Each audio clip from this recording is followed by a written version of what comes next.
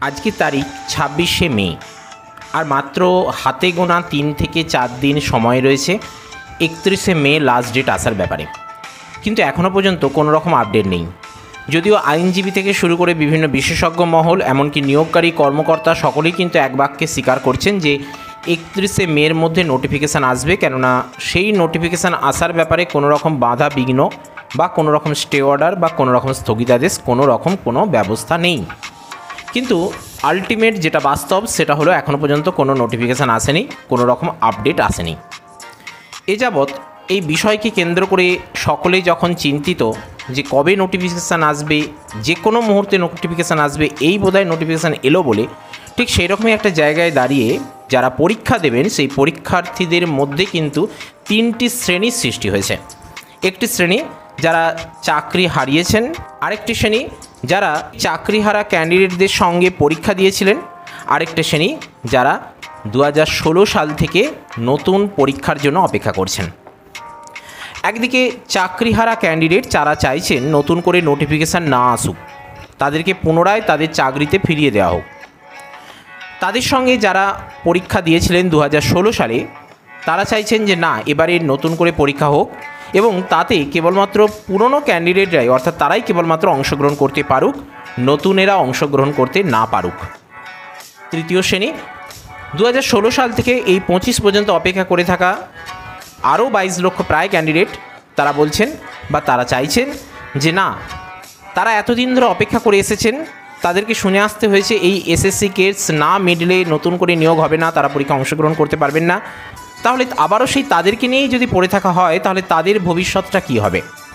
সে কারণেই তারা চাইছেন যে এবারের পরীক্ষার সঙ্গে তাদেরকেও যেন অংশগ্রহণ করতে দেওয়া হয় এবং সুপ্রিম কোর্টের নির্দেশ যে ফ্রেশ রিক্রুটমেন্ট, ফ্রেশ সিলেকশন তারা অর্থ করছেন, বা সেটাই অর্থ দাঁড়াচ্ছে যে ফ্রেশ রিক্রুটমেন্ট মানে ফ্রেশাররাও অংশগ্রহণ করতে পারবেন, সকলে অংশগ্রহণ করতে পারবেন।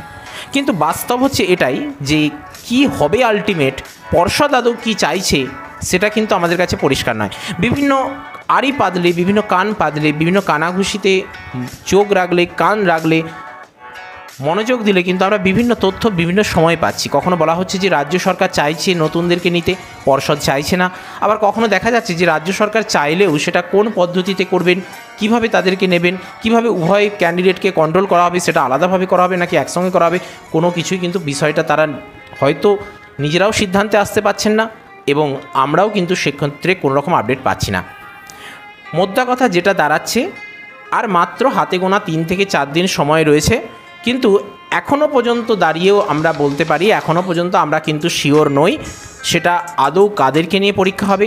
আমরা এখনও শিওর নই আদৌ নোটিফিকেশান বেরোবে কি না, আদৌ শিওর নই এই পরীক্ষার আগামী গতিবিধি কি আসবে, ইন্টারভিউ থাকবে নাকি থাকবে না, পিটি থাকবে নাকি থাকবে না, আলাদা করে পরীক্ষা হবে নাকি একসঙ্গে পরীক্ষা হবে, এগুলো কোনোটাই আমাদের কাছে পরিষ্কার নয়, কেননা নোটিশ গেজেট কিছুই পাবলিশড হয়নি। কিন্তু এই মুহূর্তে দাঁড়িয়ে বিভিন্ন রকম কিন্তু বিভিন্ন সংবাদপত্র, পত্রিকা, টিভি চ্যানেল বিভিন্ন রকম আপডেট দিচ্ছেন।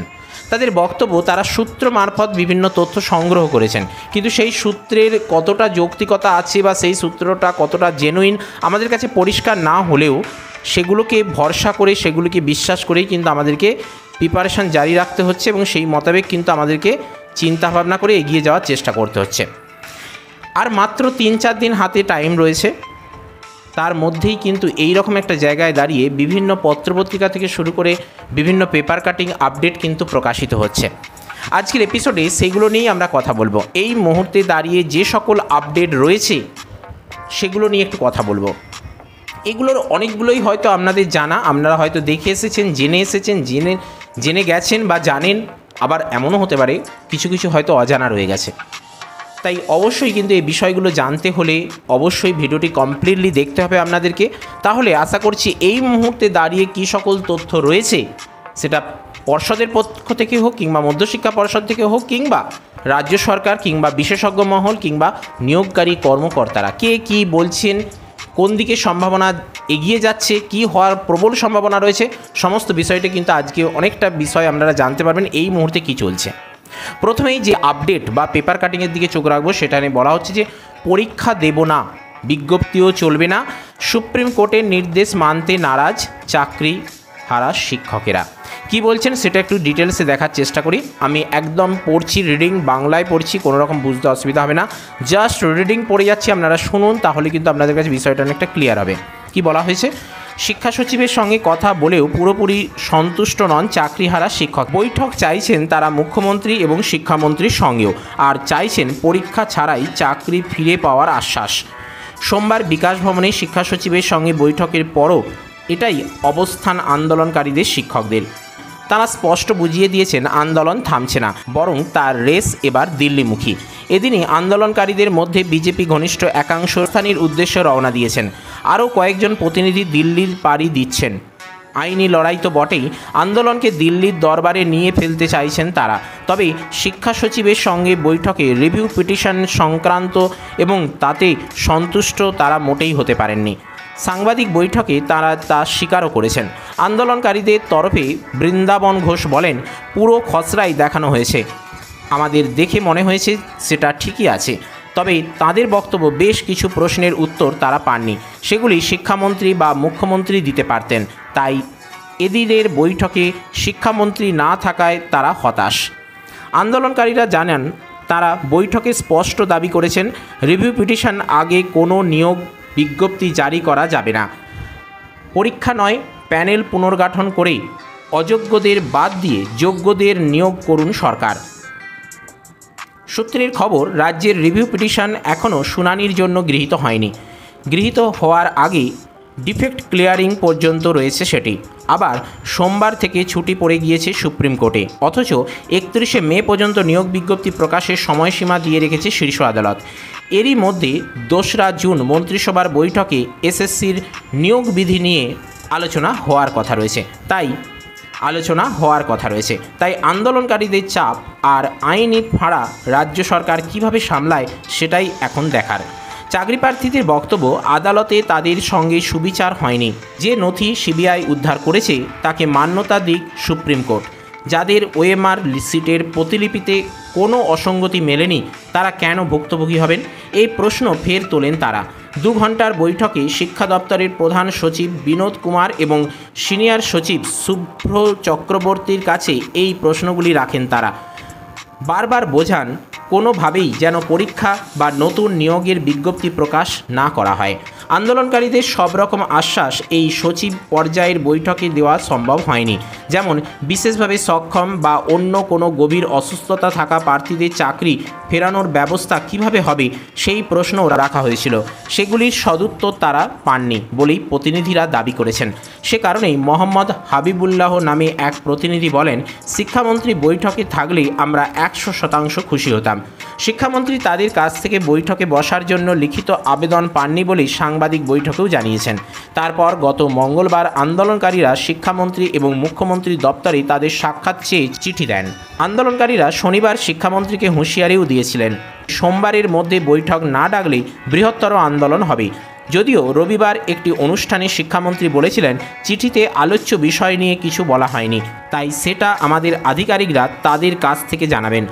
সেই মতোই সোমবার আধিকারিকদের পর্যায়ে বৈঠক ডাকা হয় এবং এ ব্যাপারে কিন্তু যা পরিষ্কার আমরা বুঝতে পারছি যে এখানে কিন্তু চাকরিহারা ক্যান্ডিডেটরা নিজেরাও পরীক্ষা দিতে চাইছেন না এবং নতুন করে পরীক্ষার জন্য নোটিফিকেশানও বেরোতে দিতে চাইছেন না। তারা সুপ্রিম কোর্টে যেতে চাইছে তাদের বিভিন্ন অভিযোগ নিয়ে। তারা মুখ্যমন্ত্রী শিক্ষামন্ত্রীর সঙ্গে বিভিন্ন বৈঠক করছেন এবং সেই বৈঠকের প্রধান উদ্দেশ্য, প্রধান দাবি যে নতুন নোটিফিকেশান কোনোভাবেই পাবলিশ করা যাবে না, বরং তাদেরকে এখানে পুনরায় চাকরিতে বহাল করতে হবে। সেটা কিভাবে করা যাবে সেটা রাজ্য সরকারই ভাববে। পরবর্তী যে আপডেট রয়েছে, রিভিউ পিটিশনে খুশি চাকরিহারারা দিল্লিমুখী। কি বলা হচ্ছে একটু দেখে নেওয়ার চেষ্টা করব। আন্দোলনে কি রয়েছে, রাজ্যের শিক্ষা সচিবের সঙ্গে বৈঠক। আন্দোলনের ঝাঁজ কমে গিয়েছে। রাজ্য সরকার যেভাবে মানবিকভাবে চাকরিহারাদের পাশে থাকার সিদ্ধান্ত নিয়েছে এবং মুখ্যমন্ত্রী মমতা বন্দ্যোপাধ্যায়ের দৃষ্টিভঙ্গিও স্পষ্ট করেছেন, তাতে আন্দোলনের যৌক্তিকতা নিয়ে প্রশ্ন উঠছে। আন্দোলনকারীদের নিজেদের বক্তব্যে ভিন্ন সুর থাকায় বিভাজন স্পষ্ট হয়েছে প্রতিদিনই। তাদের আন্দোলন এখন আর বাংলার মানুষের মনে কোনো রেখাপাত করতে পারছে না বলে মনে করছেন চাকরিহারাদের একাংশই। তাছাড়া সুপ্রিম কোর্টে রাজ্যের রিভিউ পিটিশনের খসড়া নিয়ে সম্মতি জানিয়েছেন সরকার সঙ্গে আলোচনায় বসা প্রতিনিধিরাই। ফলে বাংলার আন্দোলন করে কোনো লাভ নেই বলে মনে করছেন বিকাশ ভবনের সামনে অবস্থানরত শিক্ষকরাও। তাই বেগতিক দেখে বাংলা ছেড়ে আন্দোলন এখন দিল্লিমুখী করার কথা ঘোষণা করলেন বিকাশ ভবনের সামনে বসে থাকা চাকরিহারা শিক্ষকেরা। এদিকে চাকরিহারাদের একাংশ সোমবার দিল্লির সুপ্রিম কোর্টে পৌঁছে গিয়েছেন ওএমআর সিটের মিরর ইমেজ প্রকাশ্যে আনার দাবিতে। চাকরিহারা শিক্ষকদের সঙ্গে মুখ্যমন্ত্রী মমতা বন্দ্যোপাধ্যায় নেতাজি ইন্ডোর স্টেডিয়ামে বৈঠক করেছিলেন। শিক্ষামন্ত্রী ব্রাত্য বসুও একাধিকবার তাদের সঙ্গে মিটিং করেছেন। শিক্ষামন্ত্রীর সঙ্গে দেখা করার জন্য গত শনিবার চিঠি দেন চাকরিহারা শিক্ষকেরা। তাতে মন্ত্রী বিরক্ত না হয়ে তার দপ্তরের পক্ষ থেকে চাকরিহারাদের সঙ্গে যোগাযোগ করে এদিন বৈঠকের ব্যবস্থা করা হয়। তবে এদিন শিক্ষামন্ত্রী ব্রাত্য বসু জরুরি কাজে বাইরে থাকতে পারেননি বলে জানা গিয়েছে। একটা বিষয় ঠিকই যে নতুন নোটিফিকেশনের ব্যাপারে কিন্তু এই চাকরিহারা ক্যান্ডিডেটদের আন্দোলন কিন্তু একটা প্রধান বাধা বলে সেরকমই কিন্তু একটা দিক নির্দেশ করা হচ্ছে, সেরকমই কিন্তু প্রকাশ্যে আনা হচ্ছে যে তারা কিন্তু চাইছেন না, তাদের চাপেই কিন্তু হয়তো রাজ্য সরকার এই নতুন নোটিফিকেশান পাবলিশের জন্য গ্রিন সিগন্যাল এসএসসি বোর্ডকে দিতে পারছে না, এরকমই কিন্তু একটা আপডেট উঠে আসছে। তারপরে যেটা রয়েছে, বিধি সংরক্ষণ শূন্যপদে শিলমোহর বাকি, নিয়োগ বিজ্ঞপ্তি ঘিরে উদ্বেগ। কী বলা হয়েছে একটু দেখে নেওয়ার চেষ্টা করব। এসএসসির 2016 নিয়োগ প্রক্রিয়া এবং পুরো প্যানেল সুপ্রিম কোর্ট বাতিল করে গত 3রা এপ্রিল। পরে মধ্যশিক্ষা পর্ষদের মডিফিকেশন অ্যাপ্লিকেশনের ভিত্তিতে চাকরিহারা আনটেন্টেড শিক্ষকদের শুধু 31শে ডিসেম্বর পর্যন্ত কাজ চালানোর অনুমতি দিয়েছিলেন শীর্ষ আদালত। 17 এপ্রিল সেই রায়ে 31শে মের মধ্যে নতুন নিয়োগের বিজ্ঞপ্তি প্রকাশ এবং 31শে ডিসেম্বরের মধ্যে নিয়োগ প্রক্রিয়া সম্পন্ন করার সময়সীমা বেঁধে দেয় সুপ্রিম কোর্ট। সেই মতো বিজ্ঞপ্তি প্রকাশের জন্য স্কুল সার্ভিস কমিশন তথা এসএসসির হাতে রয়েছে মোট 5 দিন। সেই বিজ্ঞপ্তির প্রতিলিপি সহ 31শে মের মধ্যে শীর্ষ আদালতে হলফনামা জমা দেওয়ার সুস্পষ্ট নির্দেশ রয়েছে। অন্যথায় রাজ্য মধ্যশিক্ষা পর্ষদ এসএসসি জরিমানা হবে এবং 31শে ডিসেম্বর পর্যন্ত চাকরিহারা শিক্ষকদের কাজ চালিয়ে যাওয়ার যে অনুমতি দেওয়া হয়েছিল তা প্রত্যাহার হতে পারে বলে 17 এপ্রিলের রায়ে জানিয়ে দেওয়া হয়েছিল। মাঝের এই 4-5 দিনে বিজ্ঞপ্তি প্রকাশ এবং সেই সঙ্গে হলফনামা জমার কাজ আদৌ সঙ্গ করা সম্ভব হবে কিনা সে নিয়ে সংশয় বাড়ছে শিক্ষা প্রশাসনেও। উত্তরোত্তর উদ্বেগ বাড়ছে চাকরিহারাদের পাশাপাশি চাকরি প্রার্থীদের। রাজ্যের 9,487টি মাধ্যমিক এবং 6,952টি উচ্চ মাধ্যমিক স্কুলে ঠিক কতজন শিক্ষক ও শিক্ষাকর্মী নিয়োগের বিজ্ঞাপন দিতে পারবে এসএসসি? এই নিয়োগে ওবিসি সংরক্ষণের নীতি কী হবে তা এখনও চূড়ান্ত হয়নি।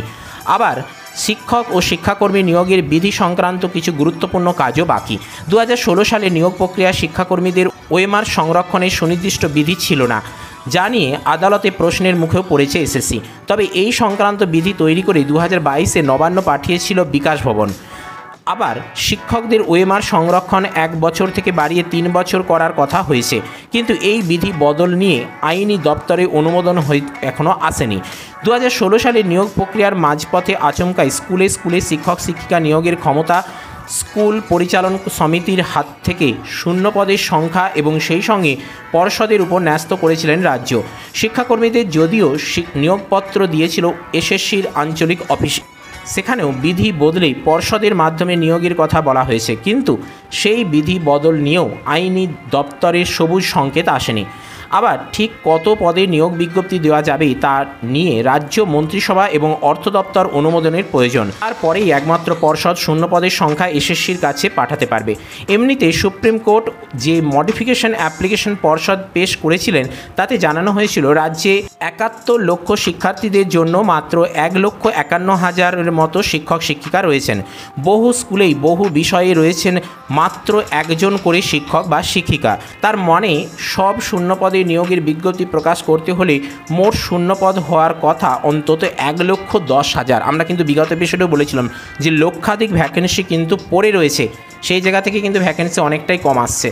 40,000, কেউ বলছেন 35,000, কেউ বলছেন 45,000-এর মতন ভ্যাকেন্সি আসবে, যেখানে কিন্তু 1,10,000 ভ্যাকেন্সি, সেখানে কিন্তু অর্ধেকেরও কম ভ্যাকেন্সি আসছে।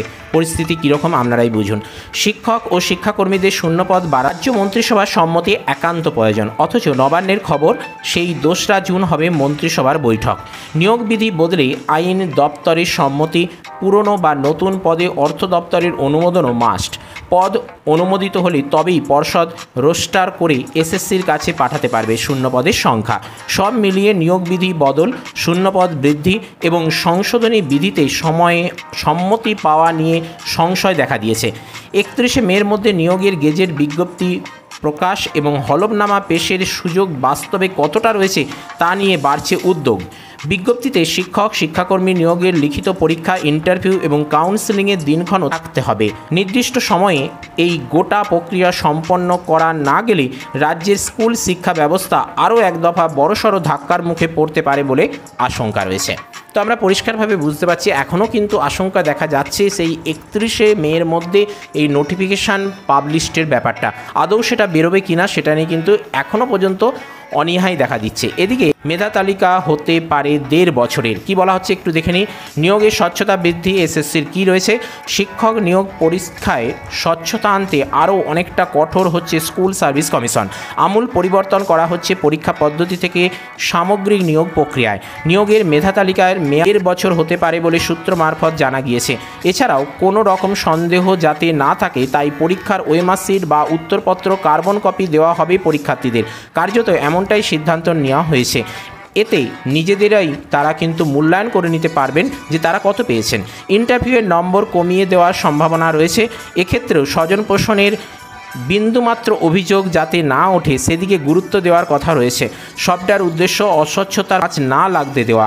বিকাশ ভবনে গুরুত্বপূর্ণ একটি সূত্র জানাচ্ছে নতুন নিয়োগ প্রক্রিয়া শুরুর খসড়া প্রস্তুত হয়ে গিয়েছে। কোন মাসে নতুন নিয়োগ পরীক্ষা নেওয়া হবে, পরীক্ষার পর নিয়োগ স্বচ্ছ করতে কি কি পরিবর্তন করা হবে বা বিষয়ভিত্তিক শিক্ষক কতজন লাগতে পারে, এই সব জরুরি বিষয় খসড়ায় উল্লেখ করা হয়েছে। আপাতত নবান্নের চূড়ান্ত অনুমোদনের অপেক্ষায় রয়েছে স্কুল সার্ভিস কমিশন। শিক্ষা দপ্তর সূত্রে জানা গিয়েছে ওএমআর শিট সংরক্ষণের সময়সীমা বৃদ্ধি করা হচ্ছে। ওএমআর স্ক্যান কপি সংরক্ষণের ক্ষেত্রেও বিশেষ গুরুত্ব দেওয়া হয়েছে, যেটা আমরা পরিষ্কার বুঝতে পারছি। এখানে কিন্তু ওএমআর সংরক্ষণের উপর বিশেষভাবে গুরুত্ব দেওয়া হচ্ছে এবং মেধা তালিকার উপরও বিশেষভাবে গুরুত্ব দেওয়া হচ্ছে। এবং মেধা তালিকার ব্যাপারে এখানে আরও বলা হচ্ছে যে শিক্ষক নিয়োগ প্যানেলের মেয়াদ 1 বছর থাকে, কমিশন তা আরও 6 মাস বৃদ্ধি করছে, সেটা এখানে ডিটেলসে বলা হয়েছে। 2009 সালে থেকে শিক্ষাকর্মীদের প্যানেলের মেয়াদ 6 মাস বৃদ্ধি করা হলেও শিক্ষকদের প্যানেলের মেয়াদ ছিল 1 বছর। এদিকে চাকরি বাতিলের রায় পুনর্বিবেচনার জন্য রাজ্য সরকার ও এসএসসি সুপ্রিম কোর্টে রিভিউ পিটিশন করেছে। মধ্যশিক্ষা পর্ষদ আবেদনের ভিত্তিতেও 31শে ডিসেম্বর পর্যন্ত স্কুল বহাল রয়েছে শিক্ষকদের একাংশ।